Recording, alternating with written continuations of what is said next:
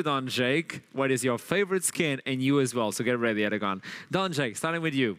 Ha ha ha ha ha ha ha. It's Nunubot, man. Come on. That's the best skin in the game. That's the best skin for you from the best laugh in the game. Question, do you prefer this new Nunubot or the previous one? I think it's still got the same laugh. I like the design more now, but it still has the Seriously? It still has the laugh. That's the most important thing. It's the most infuriating thing in the game for the enemy. It's so annoying. Okay, interesting take. Obviously, I know what you're playing for to get in the mind or the mindset of the enemies. I like annoying people. Yeah. I don't know if you've realized. No, not even with. Yeah, Aragon. So, actually, I don't actually... Is Renekton? No. Oh. See, what you might have expected is maybe Project Renekton, but I'll be the first to say I hate that skin. No. There are... I was not even thinking about it. Yeah, continue. No. The skin I actually like the most, which maybe is a pretty based answer, is Mecha Kha'Zix. I think he's so sick when he fires the rockets out of his shoulders. I was not expecting Kha'Zix coming from their mouth. Or Headhunter Rengar. Because I used to be a Rengar one-trick. So. I'm so confused. It's like... we're all picking skins that Faker would play because all of these picks are mid. There you go, guys. There you go. For me, it's Dragon Slayer Pantheon. The only skin from Pantheon I don't have. What a surprise. Can someone give it? I'll give it to you. Well, I was told on Twitter that someone was going to buy me the Dragon Slayer Pantheon. Like, I got you, man. You don't need to wait for this. I'm like, seriously? Yeah, I got you today. It has been 2 weeks. Pay up. Seriously, it's okay, man. I live in suffering. Don't worry about that. Moving on to what could possibly be the last game of the day. JDXL versus Dusty. Nard needs to be not picked, not even banned, not picked from Dusty. What about JDXL? It seems like it's working, but defaulting for the Salas, is this a concern for them? I think it worked this game, right? And I really want to highlight it's an individual performance that I think was good later into the game. But in terms of enabling your map state that we saw in their win before this, a lot of it came from... My problem is that we're talking about kind of concepts and themes that are quite abstract in nature just by the pure fact that they're not playing to the pure limitations of them. We want to talk about how Ahri, for me, I preferred seeing Rozgu on Ahri just for the early game state because they were able to prioritize the lanes and then put pressure out through top lane. The way that Venza has to play now is he plays more facilitating style. FGG's moving and they export their pressure towards top side. They're not doing that to the full extent even in the games they win. So it's not necessarily the case that I can say that I want him on Ahri. But I think in this game, when you saw the Gangplank, it's like, how does the Jarvan and the Silas, how do they then move pressure towards topside? Because Prize is really, it can't be stated enough, is just having his way with Kerberos in this series. Okay, that's your take. What about you before we move on? So I definitely do think they shouldn't change too much on the side of Dusty, right? Maybe this is controversial, but I hope they look at themselves, right? They look at the last game honestly. They don't think about the fact that they lost. They were in control. They were dominating XL. Like, why would you change something that's working and then you threw away willingly, right? Outside of swapping Gnar, like I said before, to get a mental refresh on a different champ pick, because you've lost three different lanes in a row against the same player on the same champion. So you can have some copium to yourself saying, okay, I'll win this other matchup. You know, I'll pick another champion. Outside of swapping the Gnar, I want them to actually play the same style. Take the Zins out, the early game skirmishing. Just change out the top pick. Okay.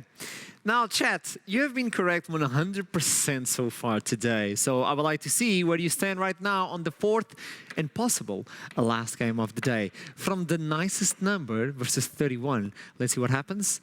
What? Oh, no. We're losing. It's still in favor of JDXL, though. It seems like we lost the power, but it's still for JDXL. What is your take on Twitch chat? I think Twitch chat operates in mysterious ways. I think one of the benefits of having a conglomerate hive mind is that they can stretch a hive mind. Well, it is a hive mind, isn't it? You're all kind of you're all in there. You're in the box. You're in the machine. I'm also in the machine. We're all in the machine. It's a matrix, and the matrix can go in different directions. I have no idea where that was going. But anyway, I think the reason why the percentage went down from 69% to 62 is because, like I said, Dusty were winning early. I think it was really convincing, right? And if they keep drafting this way, I agree with chat. It's more likely that Dusty win. Oh, so you're agreeing with chat right now. Interesting. No, I agree with the fact that Dusty's chance went higher. Slap the desk. Oh boy, there you go, jumping into the fourth one of the day. Dusty versus JDXL. It's time to get the show on the road. Will we get to see a replay? Talia, Yumi, do we get to see the Zeri band? Because it's 100% favor from Fenzerd. It's still blue side, red side, Dusty. Nothing changed. I think Dusty should ban Gnar so that Kerberos can't lock it in. Instead of banning Zeri or Sivir, you ban away the Gnar. Akali was removed. Interesting. So that to me immediately off the bat speaks to, I think they want to in first 3 rotation pick the Sylas and not have the limitations that created within lane. To me that very much signifies that. They don't want to have the lane counter necessarily, which means that they can then move the Sylas and be proactive with Dan on the map. I think that's a good, actually a really good adaptation mid-series from Torrent. Just to build off of that with the Akali ban, some people, if they don't know the teams, might think, oh, that's also to look for Gwen. But no, just to dispel that, I'm pretty sure Dusty won't pick Gwen because Kerberos does not actually play Gwen, if you look at his solo queue. So. Sivir is removed, which means Zeri is available, and this could be the pick for the 3rd time in a row in favor of JDXL. They're going for the rat. Ooh. It was working. It was working, the Zeri 100%. They go for the Twitch. I'm not a fan of this. I actually don't like Twitch, like just blind pick, because I think Twitch really needs a free lane. I think I think a lot of the Twitch, you kind of see it in dual lanes. It's like the Yuumi that's been banned away. You also see the Renata, which has been banned away also. I feel like in terms of strong lane partnerships that you can have, you're kind of missing some of the supports that you'd be able to take it. You have the option of the Lulu. You could have, what we could see here is the handshake Twitch Lulu into the Seraphine. But I think when you have that telegraphed, you now for Dusty have a position whereby you can lock in a bot lane that you're kind of thinking in advance of that. Yeah, exactly. I'm really concerned because Twitch came to prominence as a counter pick into these scaling lanes. And yes, you've got the scaling Seraphine, but you do have the Nautilus for the ultimate and the pin down onto the Twitch. I'm really concerned if Twitch can actually get through lane here. I'm letting you know, this was the same. There you go, there you go. It's working so far. So whenever you hovers Katarina, he wins. First game he didn't do it, you lost. By the way, that composition reminds me of Darius top lane for Kerberos, where he popped off pentakill. Yeah. We talked about even not even just for Kerberos. We talked about that game actually, strangely enough, for Jax, Plank and Riddle. That game 1 with the Seraphine, with the Darius. It was being such an important, kind of pivotal point for them to be able to build that composition. This could be a curveball because this is what we're expecting to see from Dusty. There's no way. Roscoe plays it. He's a Yasuo player. No, there's no way. You lock in the Rakan. It's worked every single game. Why fix what's not broken? You know, they pick the Jarvan, they pick the Rakan every single time. Oh. Here's a point for me, because we've spoken about it so many times today in the AD carry picks that Benzo was going to play and how they operate. Yes. Can the Twitch be left on an island in the same way that the Zeri can, and the same way that the Sivir can? Yeah, it's definitely not as safe, right? That's my biggest concern. You want to get FGG roaming with that Rakan, but then you leave a Twitch who's just going to be dived because he's immobile. Ironic, I feel like Twitch wants to stealth and play towards the mid lane, play towards these picks and the side lanes as well. It's not really something that's going to be catching waves a lot of the time. It should be that way. They could use both members to go and facilitate for the mid lane. We still don't know the pick that is going to come in. I think what could happen here is they could... I'm really just hoping for the Sejuani plus Xin Zhao combo, right? Like Sejuani blind pick for Kerberos here on R4. Just mix it up, please. Don't ban Gangplank mid again. And you save mid for the counter pick. Yes. Interesting. So GP is off the table right now. We still have the Jax available for Kryze, and it could be something to deal with the Darius if he appears. So at least you're protecting yourself. Let's see. Yasuo is going to be removed. They know that this could be a pick, especially with Nautilus and even the Xin Zhao. Yeah, it's up and available. And we talked about that Sylas pick being set up almost by the Akali ban. Strangely enough, interestingly enough, they've not taken that in the first rotation. So I think an important thing here is, do they value it enough to ban it, or are they just going to take it? Oh, he found something. You called it. They banned Norway from their own team. No, I'm joking. It is a ban away from Kryze blind picking it.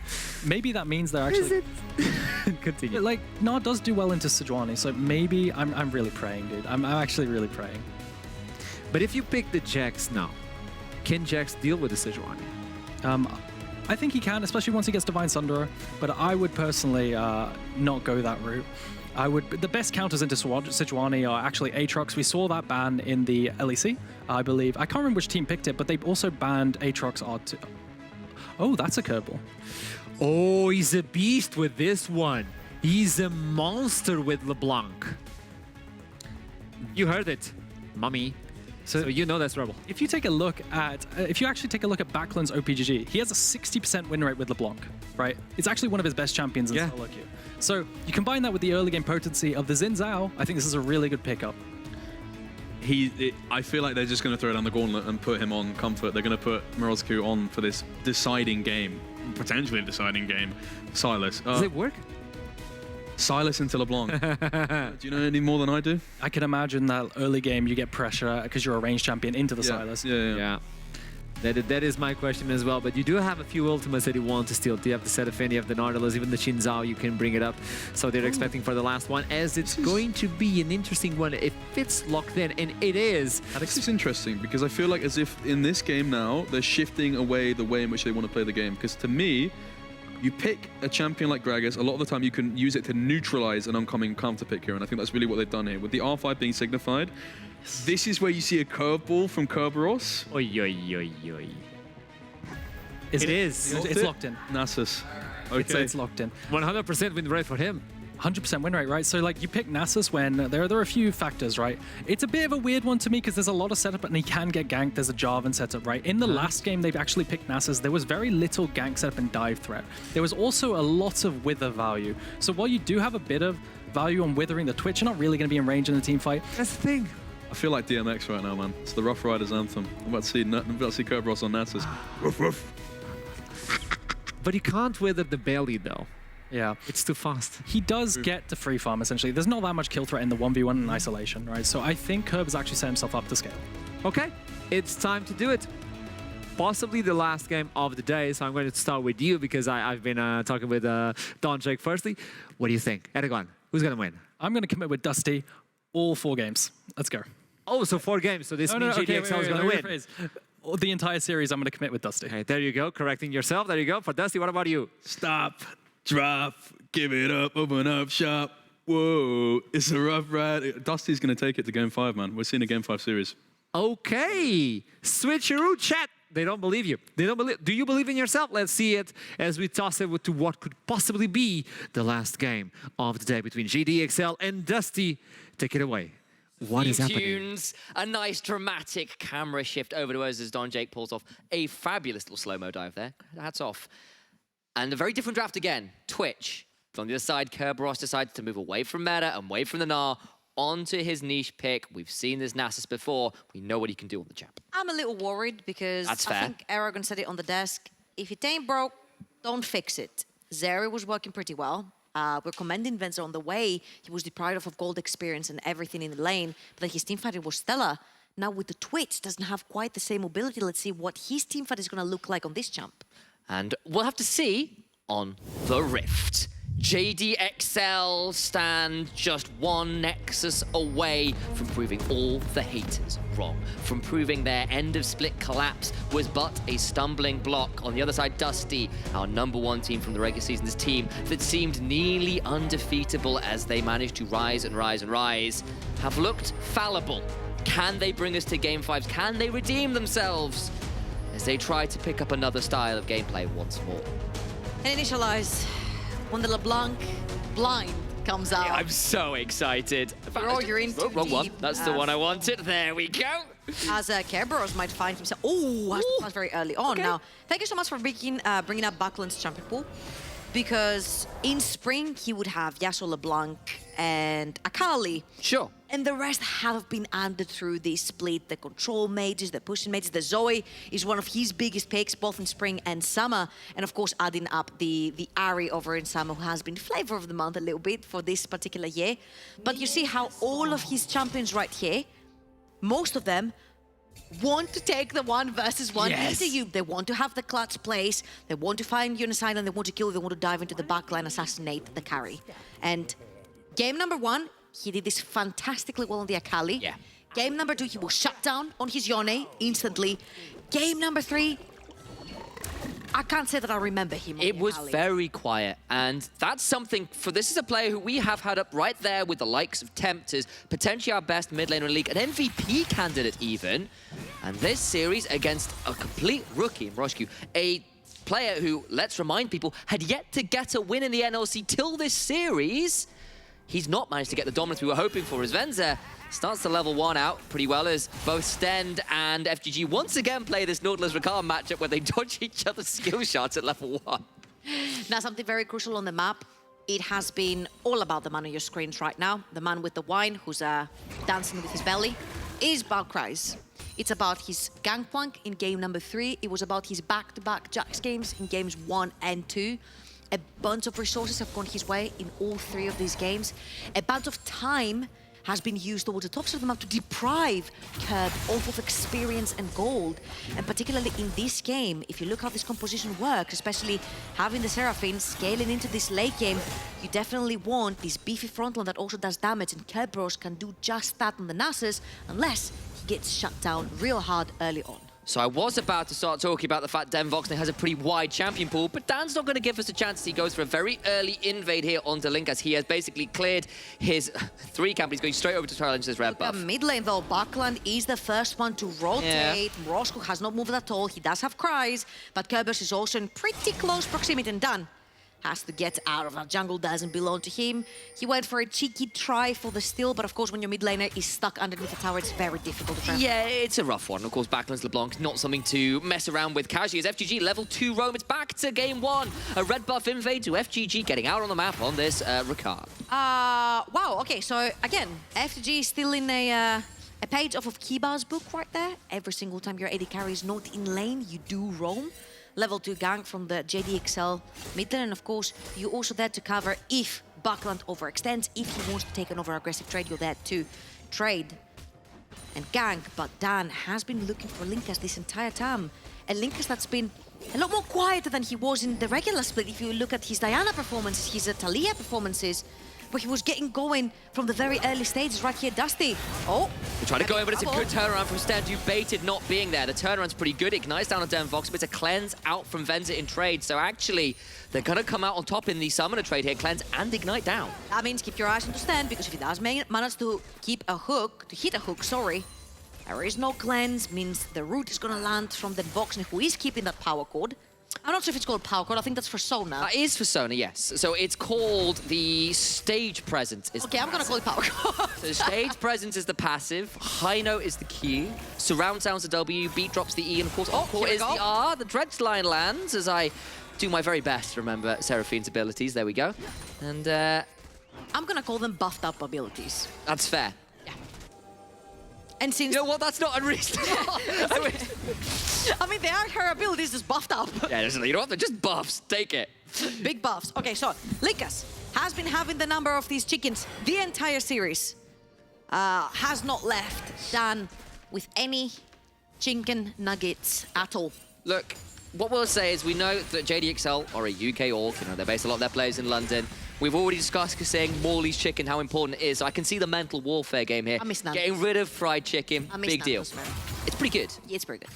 Like it's always a cheeky option. And as far as like fast food chains go, relatively fast food anyway, it's pretty good stuff. I'll take a Nando's. Now, here it comes, right? What have you got for me? You're JDXL.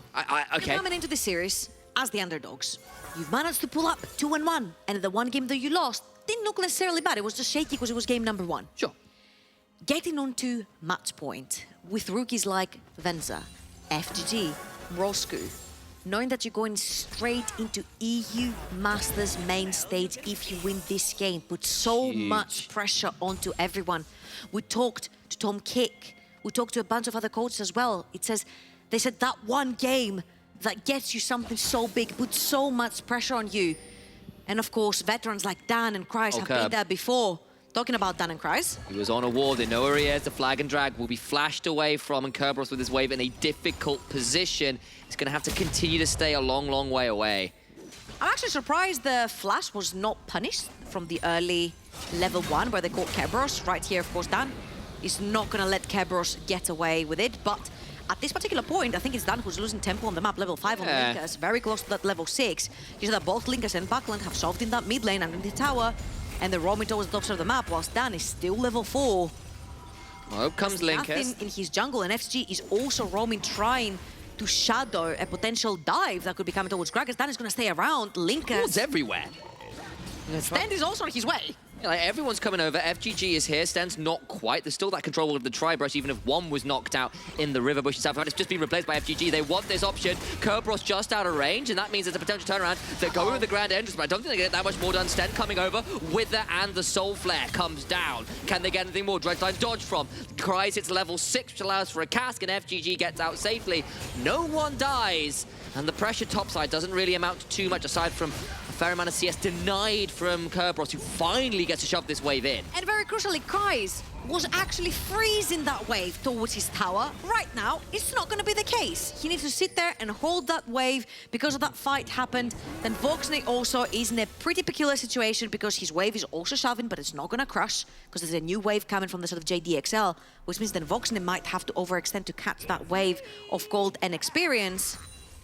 And so far, we've seen a bunch of summoners being burnt out, but hasn't necessarily net into a kill or into an objective, yet. I want to really praise Dan as well, who's picked this Jarvan now in all of the wins, and the Jarvan has looked pretty damn phenomenal. We know it's been rising in priority, but the fact that you can basically, it feels like you can draft it into whatever comp you want right now, and Dan's able to find massive lockdowns onto key targets, really shut down Den Voxney's Aphelios in particular when he's been playing it, has been critical to their success. I mean, to see what he can get done again on the Jarvan, who thus far hasn't made the impact he had in the last couple games. And talking about this is a LeBlanc that needs to pop off in this particular game. Because if you look at all the damage that's coming in from sort of Dusty, it's very consistent damage, but it's not a lot of bursty damage. And it's not a lot of damage for that matter either. You've got a Nasus that needs to scale into the late game. You've got a Seraphine that needs a bunch of items. Who's there to burst targets that have been left low? Buckland. Who's there to poke targets out of a team fight? Buckland. Talking about a team fight though, Kerberos has joined this one with about 10% of his HP bar. Yes, he has his ultimate. There it goes, the Fury of the South. It's another massive cataclysm! Good God almighty, but it's not going to matter because Dan's already dead. What about the turnaround from Mirage, who's stolen the ultimate of that Nasus? Trying to live best he can, but the Fury of the Sands is just not enough as the Sands of Time run out instead. That was a Oh, he's still going, Backland. versus 5 for JDXL. I don't know what world they thought they could win that with then Voxney obviously having that ultimate ready and available. Huge, whoopsie, big overextend, instant punishment from Dusty right there. And if you look at where the kills went to, the Zinzan, the LeBlanc, the mid-jungle duo from the Dusty. Let's look at this again, because Dan gets caught. He gets bursted down instantly and instantly killed. And by the time Roscoe is in, look at all the healing, look at all the shielding, look at all the beefy HP bars from the Dusty that do not go down. Let me tell you what, Benzer wasn't there, Crash wasn't there. That was a 3 versus 5, where FG did not even have ultimate to try and assist. I saw that Cataclysm and went, damn, Dan's got it again, and then I just didn't realize the Backland was going to murder everybody. This is the funny thing. It's like, you see the Jarvan getting a 5-man ult, and you're like, where's the team? Yeah. You're like, who's there to do the damage? Oh dear, yeah, no, exactly that. And then even then, you saw Den Voxney throw that ultimate across top of him. It's like, well, you're actually trapped in here with me now. It's a stage set up lovingly an ambulance, for the but not for me. Exactly. And of course, that gets the kills in the right places. Dan still just gets to return to the Herald, though, and secure it for JDXL regardless. Link also traded out for Dragon's 2. It's still an objective for an objective trade, and Dusty feel pretty okay about that for now. Backland with the additional gold, and of course, the advantage that LeBlanc can get early on in this matchup, trying to leverage it best they can. Honestly, after he landed that chain in the mid lane, after the fight afterwards, I thought he'd keep going onto the Twitch even. Very true.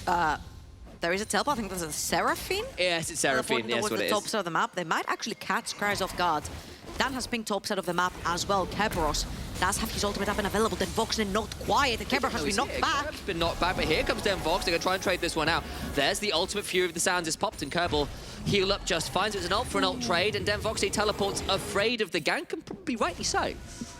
JDXL backed off there thinking that Stend is probably around and that then Voxney had ult. None of these were true statements, but definitely do not want to overextend. We saw what happened in the Herald fight, so they will take whatever they can right here, but Stend is around this time, and Kreis has to burn his flash. Something that is very important, because when you do take the Gragas around on the map in fights, flash body slam is one of these abilities that you cannot dodge. You either need to pre-flash or you're in a lot of trouble, and Kreis having his flash down right here also takes down a lot of the chances for a gank onto Kerberos, since he has his own flash up and available. Snass has still been kept down a fair amount, been zoned off a few waves, and credit, of course, to JDXL and Kreis for managing to make that happen. And Kreis has been a huge win condition for JDXL, really dismantling Kerberos in this series so far, but it's a different look from XL this time around. Yes, it's going to be an AP on Gragas, at least to some extent, probably looking something like an Everfrost, and maybe then into something more tanky rather than full AP. But even so, this is not necessarily a carry Cries game like we've seen from the last few times. Voxney knocked up, yet to be knocked down, flashes away, but the Cataclysm secures it. What about the turnaround fights? Backlands is here, can maybe turn this around. Stolen depth charge makes it difficult though, and in the 3v4 now, JDXL finally get a kill and might try to get some more here because there's a Herald in Dan's inventory. I'd like to see this Rift Herald go to the side of Venza. He is your hyper carry, getting that Blade of the Ruin King really early on. You see he has his Cull to him as well. Kerberos right here does have the ultimate. Cries does too. Oh, there's nowhere to go. He's going to have to pop the ultimate. Can he escape? There's like no mana on either of these players right now. And I think it's just going to be a walkout again. And I just love good old top lane noodle fights. I mean, like, it's like kaiju battles, but with like pool noodles instead. It's like Godzilla versus King Kong, but it's like, yeah, like, with like clown noise, like a so you hit people. Or like child's version. Yeah. It's like you like in your head it's this incredible battle, but you're looking out to like kids with toys, like having a. Ooh, and also look at the atomization shift coming out from the Javan. The Kempunk Chainsword, which I learned the name of very recently because it's just about getting purchased like in literally the last few weeks. Is something that will get a lot of value here. Yeah, hugely so. Healing, Seraphine shielding and healing. You've got Kerberos and Nasus as well. So even though it's big value for money, because this is 12-13, it hasn't been nerfed yet. It gets nerfed in 12-14. So you get a bunch of value from this. You get the anti-healing plus the raw AD stats. That usually, when you're playing that early game versus Seraphine, you really want that pop from Flag and Drag Cataclysm with the ultimate. Now, Dusty is really relying on Buckland's early game right here to try and get them going in these fights. And then they're going to use that Nasus and that Seraphine later on to try and peel backwards whilst they're perma-healing Kerberos and Linkas on that Xin Zhao. So I feel like, if anything, JDXL's life is going to become harder and harder as the scaling comes in from Dusty, but we're very early on. Yeah, unfortunately, though, for JDXL, they don't get to use the Herald before the plates drop off. So this isn't going to get any plate value, unfortunately, for JDXL. And now Backland here with this Luden's complete first mythic of anybody on the field right now, alongside, of course, Linkas, who straight round for that, so I apologize. Second mythic completed of anybody on the field right now. A very, very strong heading into what was likely be a Mountain Dragon fight shortly. And I feel like, if anything, the Rift Herald was mostly used for vision purposes. It was 13 seconds too late. Nice attempt from Backland to dodge out, but will dodge into a Grand Entrance, but they won't get as much damage as they were hoping. Backland is on vision and is a known quantity right now, but will still find his way to this bot side wave. Again, look at the vision that JDXL have accumulated due to that push from the Herald. They've got down all possible flank scenario wards as well, making sure that they do spot Backland if he tries to find the backline. Mind you, the backline right now, much more susceptible to being popped. It is a twitch. There's not much mobility onto the champion. He does have a cleanse and a flash, but he's going to have to be extremely quick on his reflexes on that when Backland does find the angle on him. Rescue's not backed. They think he's gone away, and he's going to try and come through. Will steal the LeBlanc ultimate. It's only a stolen distortion. I don't know, man. Last time I saw this 1v1, it went Backland's way. I was thinking about it there, but obviously it's a relatively late reset from JDXL before this dragon that has now spawned, but Jay's going to try and find their way in. It's a Dumpman Cataclysm with a turnaround with the Encore. It's utterly phenomenal. Den Vox, they take your hat off, because that one was worthy of a replay indeed. Encore living up to its name, and the Cataclysm turns out to be exactly that, but for JDXL. We just said that Twitch is very mobile. Yep. He's not as Ezeri. He cannot jump over walls. He cannot get away from a LeBlanc that easy. Burns both the flash and the cleanse, and ends up going down. Second dragon for Dusty. It is something that they've been very adamant in doing very early into their games, making sure they stack these dragons. So when the time comes, if they need to drop them because they don't have the numbers advantage, if they want to drop them because they're going to want to go towards the Baron, they have already a bunch of them that win them more time towards the later stages to try and take another dragon later on, another objective. And again, you'll see Venza walks too far forward, gets caught by stand.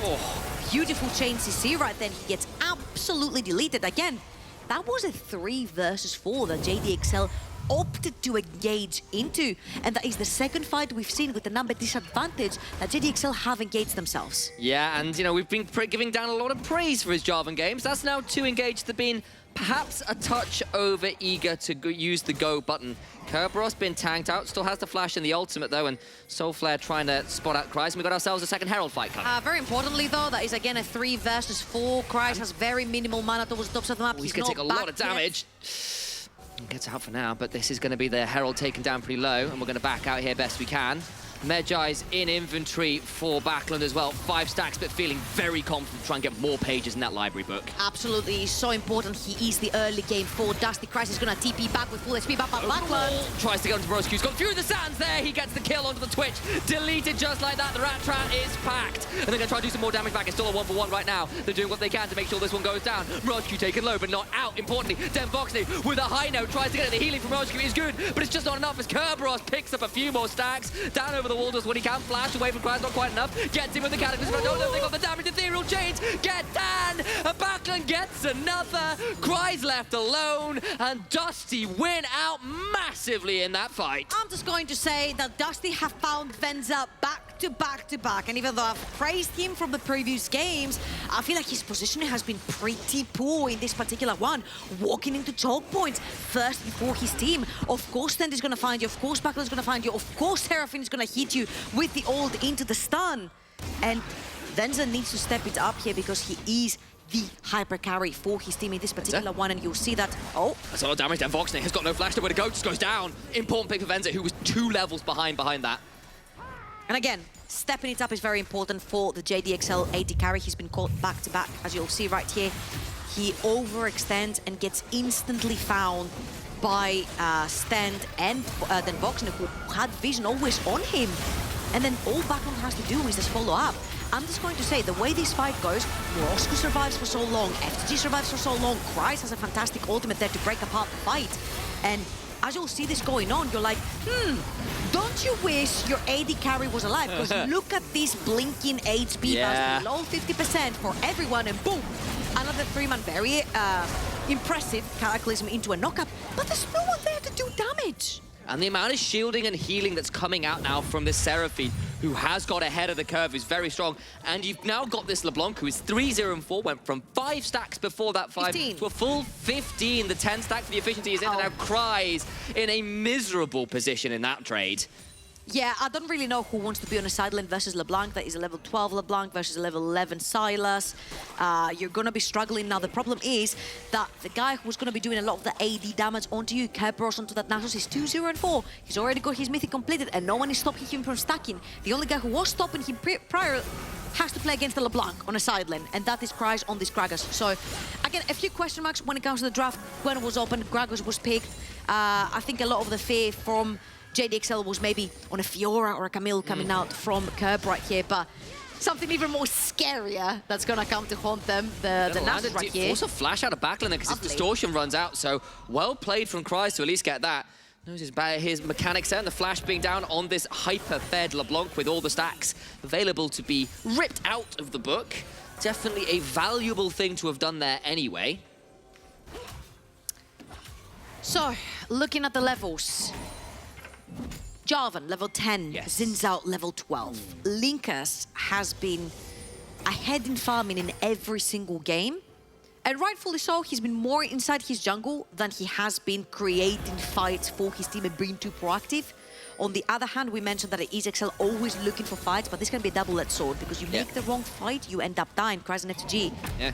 And this time, you know, Linkas gets involved in most of them, aside from the one, is up in that farm, is now like pretty much half an item ahead. You're seeing that pretty much across the board. It's a significant gold lead. Dragon's about to spawn. Again, this will be a Hex Soul point. Get the hook. What about Cryz? Remember, he's still not got that ultimate quite off to cooldown yet. The on-call comes through. It's too little, too late. Crescent Guard forced FGG away, and the quickness will not do anything. Backlund lands an Ethereal Chase, but not too much more. Audacious charge into Wim becomes lightning tags Venza. But little else, Cryz dead, and the man advantage means they can head straight back over to Dragon. Remember all that scaling with Seraphine and Nasus? It gets worse because Dusty are winning the early game pretty convincingly. 3,500 gold in the lead. The third Dragon is going to be going their way as well. And Dusty very close to that soul. Another Hextech soul to go their way. That would be in 5 minutes time. And Dusty, 2-0-5 top lane, 2-0-5 jungle, 3-0-4 mid lane.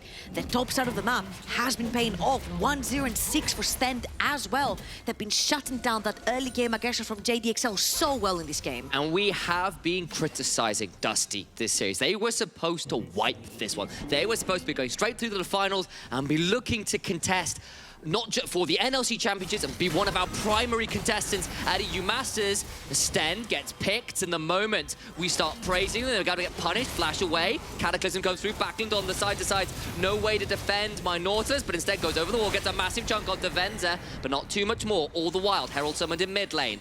What can Dusty get done? How far is Linkus going, though? He's about to find himself in a 1v3. Over comes Denvox, no, the passing goal comes through. Venza is dead, Tower is dead, and now they've overpushed themselves. Dusty trying to punish this one out. Here comes a teleport from Roscu, trying to transfer on Denvox. He chucked out, steals the encore, but will they get enough from this? I don't think a stolen, pirated song is going to be anywhere near the power of the original right now. Is Kerberos and Christ trading out, and now Kerb begins to win this one as well. A flash away from the Soul Flare, and Dusty looking to bring us to a game 5 to Silver Scrapes, to proof that they are the team that should be going straight to the main stage, that they are the #1 team in the NLC for a goddamn reason. Dusty so decisive here, picking JDXL apart. You're looking at bot lane Crisis losing flash. You're looking at mid lane Vezir overextends, Hash the Flash dies anyway. They're trying to kill the support.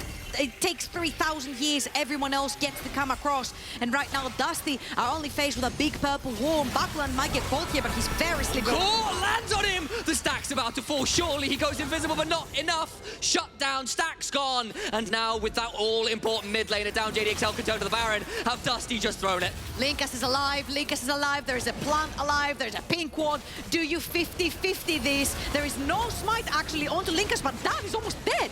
Dan's almost dead, but remember, JDXL win this. They can start looking towards a massive turnaround in this game. 4v5, they stay on the Baron, fight down, hook lands though, Roscu taken low but not out, knocked back in from Stender. Remember, they must trade this one out well. In goes Linkas on top of Roscu, who's taking out Venza, cleanses, but he gets hit for the mother of all Canes. He's just stacks in Nath's inventory.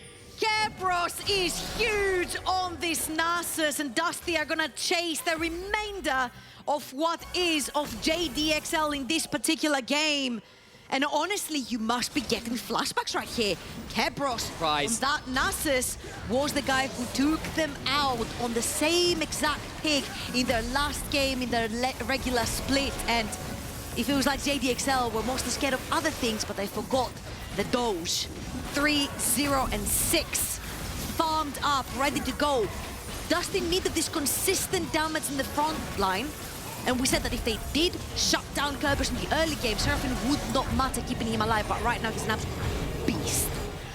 And they get the Baron, and they get themselves in a position where they can still win this game. It got a little bit dicey there for a moment. There was an angle in from the JDXL. I won't blame them for taking the option. They were so far behind. It felt like the best of a bad option. Take the numbers advantage fight, but they just can't make it happen. They remain down nearly 10,000 gold. They remain down the soul point. They remain down what looks to be a huge, huge, huge win for them. They could bring it to Game 5. Trouble, for those who, of course, can't see, tried desperately in Byro to write series back on my hands. It was wiped off by Archer. It looked like it was about to be wiped off by JDXL. But Dusty refused to go quietly into the night. They refused to just go down to the lower bracket. It's not been the cleanest series from them, but it's still looking like it might be theirs all the same. 2 wins they need. This first one will be a start. I think they found the magic button right here. Scaling top and bot side of the map into a very active mid-jungle duo is what we've known Dusty for, and that's exactly how they're executing the early game right now. Of course, we're talking like the game is over because Dusty are about 10,000 gold ahead. Feels like it is. It's an ever-scaling composition. It's so difficult for JDXL. They're going to have to find an angle. They're going to have to find a way. Everyone is down in levels. They found Kerberos. I don't know if you want that. He's very tanky at this point. This is a long time away from him being a puppy. He's a monstrous wolf at this point. Linkus audaciously charges forward, and the wind becomes a whole damn thunderstorm. It's a double kill to Linkus. Is that it? I think they might just go. Fens has got a moment. He's got nothing else. It's 3 dead. Flash forward from Backlund. I was pausing to give a moment. Backlund blows him up. And JDXL head in hands in despair. And Dusty will bring us to a scraping silver Game 5. Dusty even the series. You were pausing to give Dusty a moment, but Dusty did not give anyone a moment right here. Solidifying themselves as one of the strongest teams that we have in the NLC. And are you not entertained, LFL viewers? Because they're both coming for you. The two teams that have qualified for U Masters playing for that main stage ticket and playing their lives out, and we were worried. We were worried JDXL would not live up to the hype. We're worried that we're sending a not so strong team over to EU Masters, but they both have put up such a huge fight. Both are playing their own games. JDXL with the early game aggression, Dusty waiting for these flawless team fights. And let's see what will change for draft number 5, because that Twitch did not work, and we were worried that giving up the Zeri to go for Twitch might be problematic. Dusty change up the style. They come up with the victory. And what style it was done in. The haters are put to rest. Game 5, we are ready for you. But before we queue up that oh-so-famous League of Legends number... You know what, though? What? I think JDXL found this game pretty rough. Over to you, boys. Nah. We need... Nah, we need some level, man. We need some dignity over... It was... You've got a minute? I might need another color caster. I'm doing that. Come on. You've got a moment? You feel happy for this game 5? Maybe yeah, sure thing. Cool. Listen, man, I want to talk about Kerberos for a second. Let's talk about a clean slate. What a performance from Kerberos there. Really turning around the series in terms of how he's performing. I feel like he's been getting his head stomped in for most of these games here. Game 5, came through with the Nasus, DK, just absolutely dropping bombs on them this game. What a performance. I'm really glad to see that. I feel like getting his confidence back for this Game 5. If they get that counter pick again, I feel like Dusty can take it all the way. Well, I'm going to give you the information. JDXL picked, yet again, red side. Oh. So there's no counter pick. Unless everything goes well, I'm just going to let it out. It was told in the Book of We Torah. need to talk about this game, though, the 4th one, and it was a clean game from Dusty. This is the Dusty we've been waiting for, no? Yeah, 100%, right? Early game proactivity, counterpick onto Kerberos so he can't lose lane. I think that's just the bread and butter that they need to go with, except now you just told me that they're changing up the sides, so who knows what we're going to see. But I'm really happy that they didn't change up the early game proactivity from game 3, because it was working, they just threw it away. And now we've seen what it looks like when they close out the game.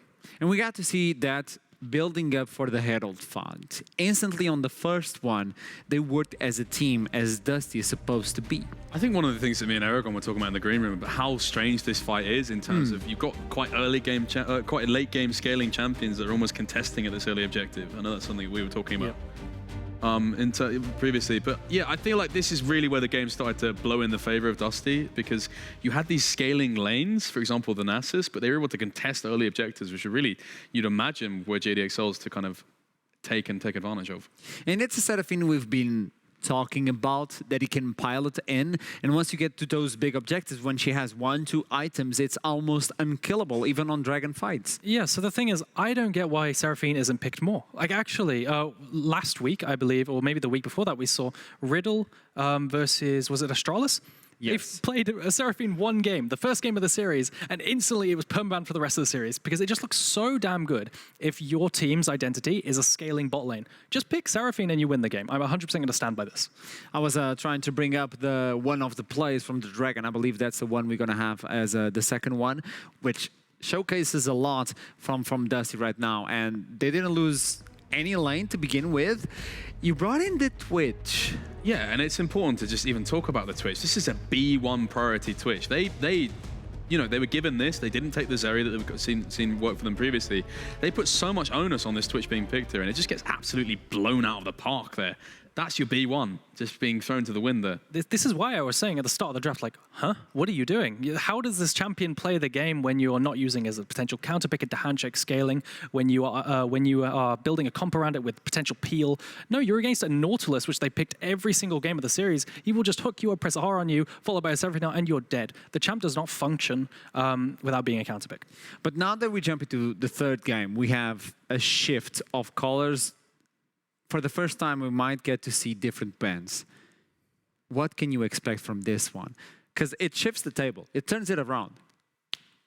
I feel like it definitely does in terms of, I don't know necessarily how it's going to affect the bans, but for me, you're more than likely seeing Kerberos being kind of exposed on the blind pick here. He's not going to have the default safety going back towards that blind pick, R5. this is where I feel like you put down the full gauntlet if you're XL for what has worked, which is play towards top lane. Get counter pick on 5, blow this series, blow this final game wide open and buck expectations entirely. One game away for any of these teams to jump into